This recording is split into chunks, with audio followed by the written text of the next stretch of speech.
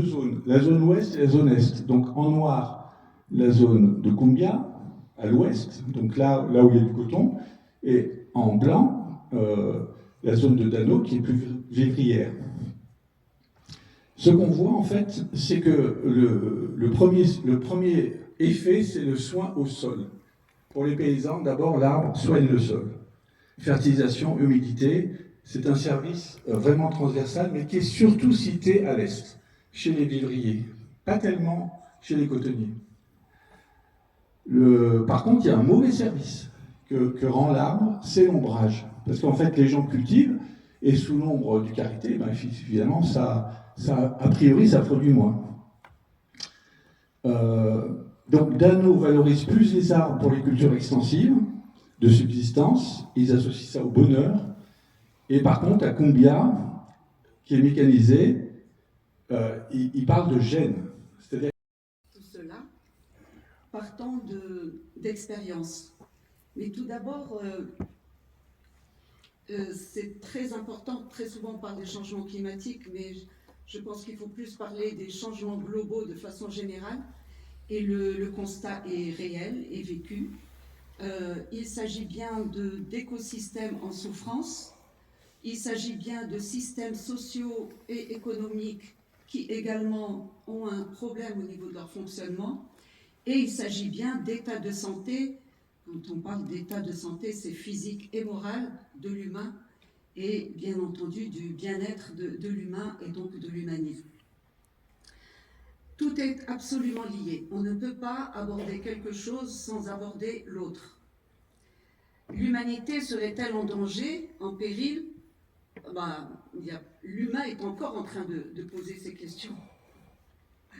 Mais en tout cas, ce qui est sûr, c'est que la plus grande partie de nos besoins, elles dépendent encore et ne peuvent provenir que de la terre, des végétaux, des animaux, et les végétaux, et le lien avec l'eau, et bien sûr l'arbre, mais les arbustes, les ligneux, les vivaces, mais bien sûr les herbacées. Mais on parle des ligneux parce que c'est une question de durée de vie aussi. C'est pour ça qu'on parle plus de l'arbre. C'est juste parce que c'est une question de durabilité, de durée de vie. Des arbres qui vivent 100 ans, 200 ans, 300 ans, 1000 ans, c'est fondamental. Une herbacée, une annuelle. Organisateurs, tahiyati à vous d'être ici un week-end. Tahiyati, vous savez ce que ça veut dire? Littéralement, tahiyati, ça veut dire hommage aux vivants. Donc, tahiyati, c'est un hommage aux vivants. Et passer 4 jours à parler des arbres, pour moi, c'est plus qu'une émotion. Qu'est-ce que vous voulez que je vous dise?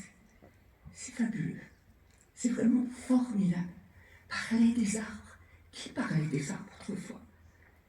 Qui prend la peine de discuter des arbres en long, en large, en travers, de parler de leurs racines, de leurs feuilles, de leur posture? Alors je vais vous inviter à la posture de l'arbre.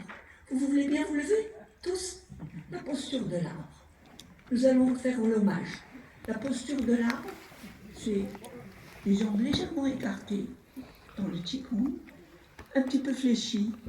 Et vous allez, c'est monsieur Eric de hier qui disait on ne va pas faire de hug aux arbres. Moi je dis si, pourquoi pas. Virtuellement nous allons faire un hug. Et nous allons l'imaginer comme on parle d'amour et qui en distribue à longueur de journée et de vie. Voilà, tout c'est fini, vous pouvez vous asseoir. Alors, voilà. Donc moi je ne vais pas vous faire de discours ou de présentation académique sur l'arbre, parce que vous en avez. Mais je vais quand même passer de vous raconter des histoires. La première histoire, c'est qu'est-ce qui m'a amené en tant qu'individu, en tant que personne, à aimer les arbres. Alors il y a 2 choses. Il y a un homme, monsieur Pierre Rabhi, que vous connaissez, que Dieu est son âme aujourd'hui, qui a été invité par nous en tant qu'association qui agissions pour les femmes, avec les femmes, et nous avions organisé une rencontre.